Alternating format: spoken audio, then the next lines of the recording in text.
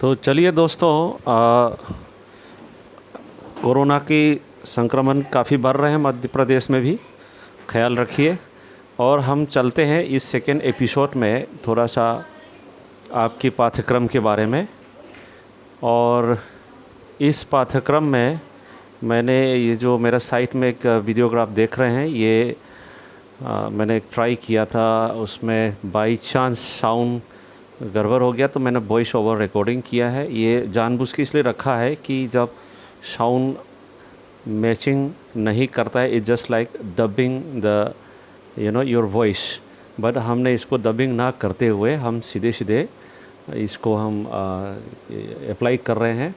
तो हम आपकी सिलेबस जो है ये फॉर्चुनेटली कई राज्यों में से मध्य प्रदेश उनमें से है जिसका अपना राज्य स्तर में अपना पाठ्यचर्या भी बना लिया है और पाठ्यक्रम भी है। तो आपकी इसी खास करके इसी प्रोग्राम को लेके जो है इसमें हम देख रहे हैं, सारा चीज़ें देखिएगा, आप सबके पास है। मगर ये हम सभी कक्षा शुरू करने से पहले ये आपके साथ चर्चा करना चाह रहे थे, जो इसी आधार पर मैंने शुरू किया। सो माय डियर फ्रेंड्स, पहला हिस्सा में पहला बिंदु में जो दिया है वो है आपका अध्ययन का क्षेत्र, और दूसरा में जो दिया है आपकी विषय की रूपरेखा। तो ये जो विषय की रूपरेखा है, डिज़ाइन ऑफ द कोर्स, ये नॉर्मली एज ए स्टूडेंट हम लोग इन सब चीज़ों को इग्नोर करते हुए जाते हैं, और इग्नोर करते हुए यानी इसको हम नज़रअंदाज करते हैं, और उल्टा हम उधर पे बगल में जो मार्क्स वगैरह दे रखा है, जब पूर्णांक है 75 है ना, उसके बाद बाकी एक्सटर्नल इंटरनल देन कालखंड, इतना इसमें जो मार्क्स है वो देखते ही दिमाग में एक घंटी बजता है जिसका नाम है परीक्षा, एग्ज़ाम, और उसके साथ साथ में हमें जुड़ा रहता है डिग्री। तो ये लगभग सब नहीं, कई लोग कई जगह में इस प्रकार की एक कल्चर स्टार्ट हो गए थे जिसमें परीक्षा देना है, डिग्री लेना है। तो ऐसा ना सोचिए, जिसके कारण आपके समक्ष मैंने इस पाठ्यक्रम को लाने का उद्देश्य है कि हम जो भी सफ़र हम साथ में जो शुरू करने वाले हैं, इसमें इस पाठ्यक्रम की जो भी गाइडलाइन है उसको फॉलो करना है और इसको समझने की कोशिश करना है। क्योंकि नॉर्मली हम लोग जब सिलेबस बोलता है तो सीधा हम कंटेंट पे उतर जाता है, और हमने बचपन से देखा है कि टेक्स्ट बुक में जो कंटेंट दिया रहता है, चैप्टर्स दिया रहता है, वहीं से हम हमारा दिमाग स्टार्ट करते हैं। मगर भविष्य में होने वाला एक शिक्षक होने के नाते ये बहुत मायने रखते हैं कि हम सिलेबस यानी पाठ्यक्रम को समझने से पहले किन किन मुद्दों को समझना ज़रूरी है, जिसका मूल्य आधार है पाठ्यचर्या, जो इसकी कुल मिला के इसकी गाइडलाइंस देता है। इसमें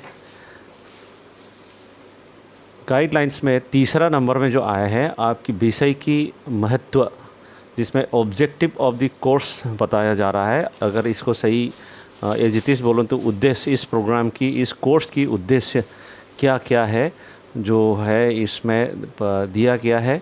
आपको इसमें ध्यान से देखना है कि ये क्या है, यानी मैं आने वाला इसी में ही हम बताते हैं थोड़ी देर बाद, क्योंकि ये इसका महत्व बहुत ज़्यादा है। इसलिए यहाँ पे जो महत्व दिया, विषय का महत्व दिया है, ना कि विषय का उद्देश्य दिया है। क्योंकि इसका महत्व जो है कि एक विज्ञान विषय की एक शिक्षक होने के नाते भविष्य में जब तैयारी कर रहे हैं तो किन किन चीज़ों की ध्यान रखना चाहिए, और इसकी किस तरह योगदान देने वाला है, किस तरह भूमिका देने वाले हैं, ये चीज़ें इसमें दिया जा रहा है। आपको पढ़ना है, इसको पढ़िए, मैं भी पढ़ूँगा। और बिल्कुल, क्योंकि इसको अगर छोड़ के अगर हम सीधा चैप्टर पे जाते हैं तो उसकी मूल्य जो है हम समझ नहीं पाते हैं। से उदाहरण के तौर पे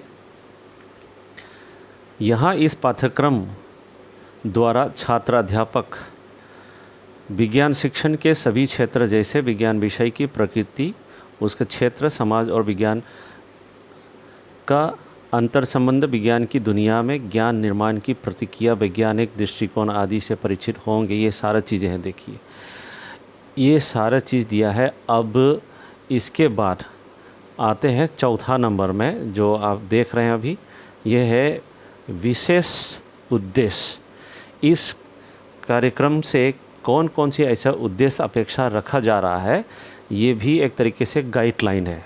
ताकि हम जो तैयारी करने जा रहा है ये खाली मात्र परीक्षा देना और डिग्री लेने वाली बात नहीं है।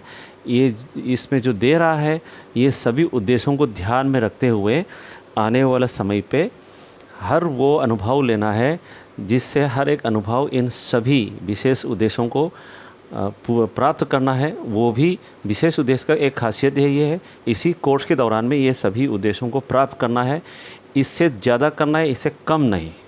तो यहाँ मार्क्स की बात नहीं है, इन सभी उद्देश्यों को प्राप्त करना ये हम जब रियली अगर हम ऑन द फील्ड जब निभाने चले जाते हैं शिक्षक होने के बाद जब स्कूल में जाएंगे तब जाके असली में पता चलता है। और इसको सही तरीके से अगर आपने लपेट के समझ गया तो आपकी जो टीचिंग एप्टीट्यूड टेस्ट होता है कहीं प्रतियोगिता जो जैसे CTET जैसा एग्जामिनेशन से आते हैं उसमें इनकी फंडामेंटल्स को ठीक से समझना और समझने से आपकी जो एग्ज़ाम है उसमें भी बहुत बड़ा आपके लिए योगदान साबित होगा। तो इस उद्देश्यों को अगर आप एक एक करके बिंदुओं को पढ़ते जाओगे तो जैसे अभी मैंने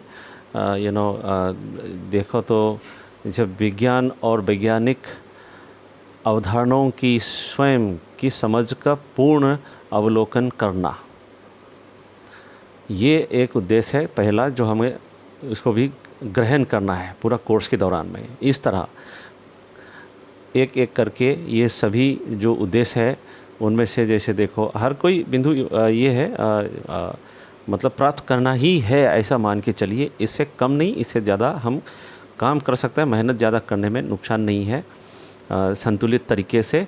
इसमें एक और इम्पोर्टेंट है जैसे छात्र अध्यापकों में विज्ञान शिक्षण की महत्वपूर्ण विधियों का कक्षा संचालन में इस्तेमाल करने की कुशलता विकसित करना। अगर यही मात्र अगर इसी उद्देश्य पे भी अगर हम ध्यान दें तो जैसे हमने कल वीडियो क्लासरूम में बता रहा था, जो वीडियो कॉन्फ्रेंस में बताने की कोशिश किया है कि किन किन प्रकार की कौशल या योग्यता एक विज्ञान शिक्षक होने के नाते, यूँ कहो तो एक शिक्षक होने के नाते पेडागोजी को, शिक्षण शास्त्र को समझने के लिए इसमें कई चीज़ें सामान्य है, मगर वही चीज़ जो एक जनरल हिस्सा है वही चीज़ अगर हम जब भविष्य में विज्ञान का शिक्षक बनता है तो उनकी विज्ञान की क्षेत्र में यानी कंटेक्चुअलाइज करके संदर्भीकरण करते हुए इसका उपयोग कैसे करना है उनको समझना है।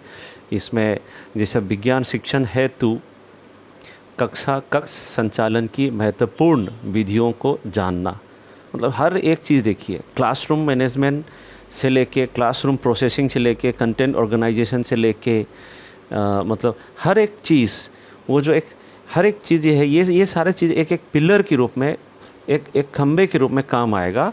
और इन सब की संतुलन इंटीग्रेटेड फॉर्म में जब होलिस्टिक फॉर्म में जब ये एक साथ आपके व्यक्तित्व में जब ये निखर के आता है तब जाके आपकी गुणवत्ता की एक अच्छे साइंस विज्ञान शिक्षण की गुणवत्ता की आंकलन करने में भी ये भूमिका निभाएंगे।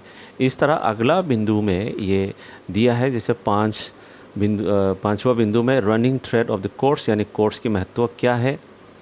और इसके साथ साथ 6 नंबर में दिया है इकाईवार अंकों की विभाजन unit wise division of the marks. ये मार्क्स जो है वही जैसे अभी मैंने बताया, मार्क्स लोगों को डराता है, तरह तरह का चीज़ सोचने में मजबूर करता है। इसको इस अंदाज से देखिए, मार्क्स को ये एक वेटेज है। कोशिश किया है कि जो एक गुणात्मक समझ है उसको एक एक संख्य द्वारा, क्योंकि ये भी एक भाषा है, जो मार्क्स में जो नंबर दिया है, नंबर भी एक भाषा होता है। ये मापन में काम आता है कि किसको कौन से यूनिट कितना उसकी वज़नदार है और किस में हमको क्या करने से उसकी वज़न बढ़ता है। तो अनुभव जिसमें ज़्यादा होता है, अनुभव का जो ज़्यादा लेने की स्कोप जिसमें ज़्यादा होता है उसकी वज़न हमेशा ज़्यादा होता है। जैसे प्रोजेक्ट कार्य एवं विभिन्न प्रयोग में 40 की जो 25 मार्क्स की ये जो है कालखंड 40 दिया है और 25 मार्क्स की वो आपकी वेटेज दिया है, वज़न। तो इस आधार पे समझते हुए हमें जब काम करेंगे तो इसका मतलब है कि जब हम एक इस कोर्स के दौरान में जिस क्षेत्र में हम जिसमें प्रैक्टिकली जिसमें ज़्यादा काम करेंगे उसकी वज़न ज़्यादा होगा। और ये अभी लॉकडाउन के टाइम पे ऑनलाइन होने के बावजूद भी ये बिल्कुल संभव है, आप बिल्कुल डरिए मत। हमने ऑलरेडी करके चेक किया हुआ है, जिसमें बहुत सारे बच्चों ने कई सारे प्रोजेक्ट, अलग अलग प्रकार की प्रोजेक्ट कार्य करके हमको ये जो 4 साल की बीएससी बीएड कोर्स है, जो मैं हुमाना पीपल टू पीपल इंडिया की तरफ से डॉक्टर रोहन जो प्रारंभ जज्जर वाला प्रोजेक्ट में काम कर रहे हैं, वहाँ पे हमने इस काम को किया है। आखिरी सेमेस्टर वाले बच्चे लोग जो है कई समस्याओं का सामना करना पड़ रहा था, लॉकडाउन हो गए थे, और तो उस दौरान में हम लोगों ने ऑनलाइन क्लास चलते वक्त हर प्रकार की अनुभव जो है ऑनलाइन जैसे आए तो मेन फोकस था कि छात्र केंद्रित शिक्षण विधियाँ होना है, ये है वो है। मगर अभी भी हम लोग वीडियो कॉन्फ्रेंस में आपको लग रहा होगा हम लेक्चर देते हैं, मगर आने वाला टाइम में ऐसा हम नहीं करेंगे, आपको बताएंगे। आपको भी साथ में काम करना है और प्रयोग भी करना है, प्रोजेक्ट भी करना है, सब आपको भी साथ देना है। तो साथियों, इस तरह ये जब अब हम ये जो सारे यूनिट को आगे बढ़ें तो डिटेलिंग फिर हर एक इकाई के अंदर में कौन कौन सी बिंदुएं हैं, ये सारे आपकी रास्ता जो सफ़र हम जिसमें साथ में चलने वाले हैं, इनकी एक मार्क बताता है। उस मार्क में हम चलते वक्त भी आपकी पाठ्यक्रम ये हमको फिर भी गाइडेंस देता है, ऐसा नहीं छोड़ा है कि उस मार्ग पे चलते वक्त उस मार्ग पे चलने की प्रक्रिया में क्या क्या होगा, वो चीज़ इस 8वां नंबर बिंदु में दे रहा है, जो पाठ्यक्रम अंतरण की विधियाँ, mode of transaction. Mode of transaction एक ट्रेडिशनल ट्रांजैक्शन एक शब्द है, ट्रेडिशनल है, मगर आप समझ सकते हैं विधियाँ, कई विधियाँ होता है। जिस मार्ग पे हम चलते हैं उस पे चलने की कई विधियाँ होता है, उनमें से कुछ चुनिंदा यहाँ दिया गया है। उसमें से सबसे पहला हिस्सा है जैसे इकाईवार अध्ययन के लिए साहित्य उपलब्ध करवाना। ये अब आगे जैसे बाकी ऊपर वाला सारा हिस्सा एक हो गया, ये आगे जैसे मैं आपके अभी फ़िलहाल मेंटर हूँ, और एक मेंटर होने के नाते जैसे मुझे आपके लिए क्या करना है वो बात यहाँ शेयर रखा है, जिसमें आप लोगों को ये पूरा कोर्स के दौरान में जो इस प्रकार की जो मार्क है, जो गाइडेंस है, ये सारा चीज़ें आपको उपलब्ध करवाना हमारा जिम्मेदारी है। मगर ये भी एक मिसअंडरस्टैंडिंग है, इसमें आप खुद भी योगदान देंगे, और इसके लिए आपसे निवेदन मैंने बार बार किया कि हमारा गूगल क्लास में आए। तो इस एपिसोड के बाद अगला एपिसोड में मैं आप लोगों को गूगल क्लास को कैसे एंजॉय करेंगे, किस तरह गूगल क्लास हमारा इस टोटल प्रणाली जो फ़िलहाल जो चल रहा है लॉकडाउन के दौरान में कैसे महत्वपूर्ण साबित होगा, वो भी हम आपको बताएंगे। क्यों गूगल क्लास ज़रूरी है और बहुत ही शानदार एक तरीके से वो प्लेटफॉर्म है, यूज़ करेंगे। समय के हिसाब से कितने भी चुनौतियां आए, मगर हम हार नहीं मानना है और चलना है और कोशिश करना है। हर तरह की प्लेटफॉर्म को हम उपयोग करेंगे और बेस्ट टू बेस्ट करेंगे। बिल्कुल ऐसा ज़रूरी नहीं हमेशा हम कक्षा में एक साथ बैठे तभी जाके अनुभव लिया जा सकता है, अभी भी लिया जा सकता है। तो इसमें पहला वाला हिस्सा जो है इकाईवार अध्ययन के लिए जो रिसोर्स मटेरियल जो है हम गूगल क्लास में देंगे। उसके बाद आता है आपकी जो भी आपके साथ हम प्रयास करेंगे, सरल होने की कोशिश करेंगे। मगर कोई भी नया चीज़ आता है तो वो सरल ऐसा एकदम नहीं लगता है जो नहीं जानते। खास करके जैसे टेक्नोलॉजी बेस है तो टेक्नोलॉजी में ज़्यादा आपकी अभी कंफर्ट जोन में सुविधाजनक नहीं है, तो होने का प्रयास भी करना है। क्योंकि आने वाला टाइम है जब आप यहाँ कोर्स ख़त्म करके जब सही समय पे आप अपने योगदान निभाने के लिए सही मैदान पे जब उतरेंगे, तब आपसे ये आने वाला टाइम में मंगाया जा सकता है। काफ़ी समाज में परिवर्तन हो चुका है। अभी इस महामारी के वजह से काफ़ी सारा चेंजेस हो गया। सो टेक्नोलॉजी एक बहुत बड़ा सहारा बन के हम सबके सामने उतरे हुए हैं। छोटे बच्चों को तो और भी ज़्यादा भुगतना पड़ रहा है, तो आप तो कम से कम कोशिश कर सकते हैं। तो उसके आधार पे जो सारा चीज़ें हैं शुरू में कठिन लग सकता है, मगर आपको आसान होने लगेंगे। बस शर्तें इतना है कि जैसे जैसे अनुभव लेने की बारी आते हैं आप सक्रिय रूप से हमारे साथ दें। और इसमें एक TLM की बात कर रहे हैं, टीचिंग लर्निंग मटेरियल जो है, ये भी एक संसाधन है, टीचिंग लर्निंग संसाधन। ये जो टीचिंग एड सहायक सामग्री के नाम से ज़्यादा पॉपुलर है पुराना टीचर्स ट्रेनिंग प्रोग्राम में।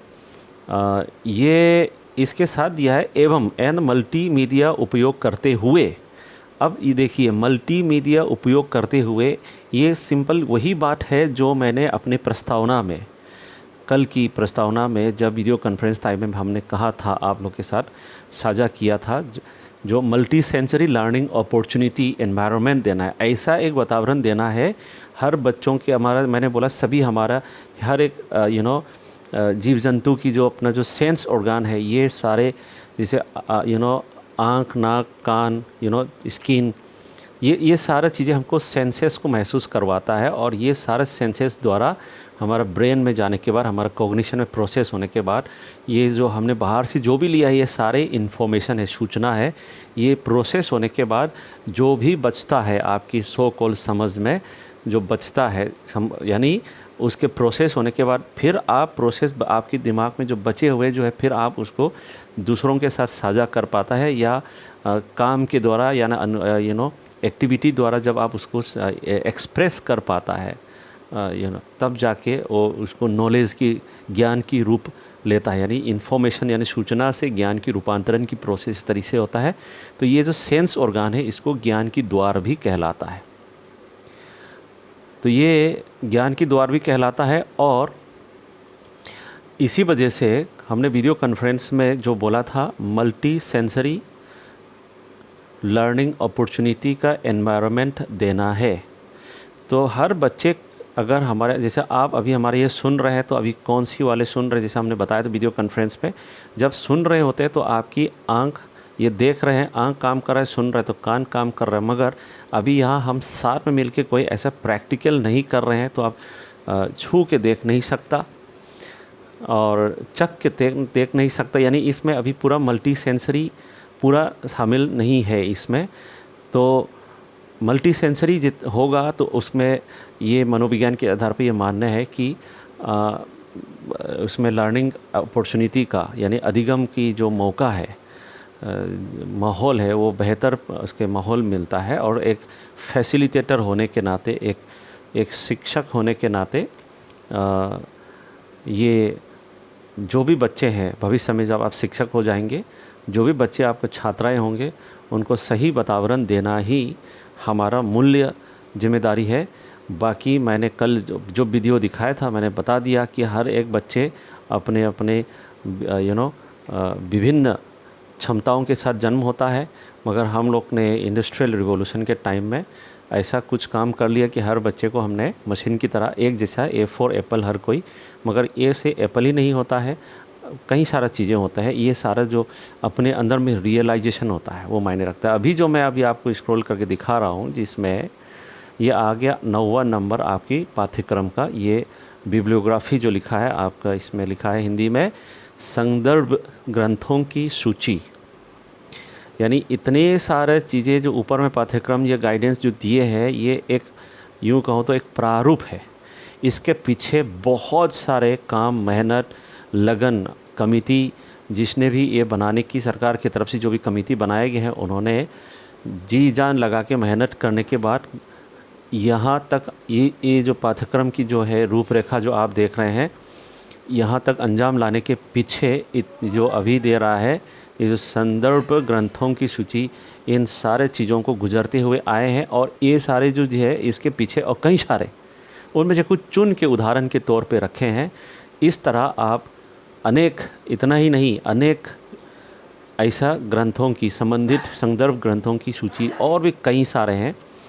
बस ये ध्यान में रखना है कि वो सब चीज़ें, उसकी ओरिजिनल सोर्स आपको मालूम हो, क्योंकि गूगल में आजकल एज ए प्रोजेक्ट वर्क बच्चे लोग कुछ भी करता है तो वो लोग चीज़ें अपलोड करते हैं, और नॉर्मली हमारे स्टूडेंट्स शॉर्टकट में वो ढूंढते हैं, और वो गूगल के प्लेटफॉर्म में जब आते हैं तो हम उसी को फॉलो करके एग्ज़ाम में भी वही चीज़ लिखने रखते हैं। मगर याद रखिए, आजकल पूरा वर्ल्ड वाइड ये प्रक्रिया चलने के कारण गूगल में ब्राउज़ करते वक्त ऐसे ही HTML फॉर्मेट में तो आते हैं, सब चीज़ ओरिजिनल नहीं है। आपको ओरिजिनल स्रोत जानना है, ऑथेंटिक यानी सही पहचानना आना है, और विश्वसनीय होना चाहिए। इसके साथ साथ मैं अगला एपिसोड में फिर मिलते हैं, और स्टे सेफ, सुरक्षित रहिएगा। धन्यवाद।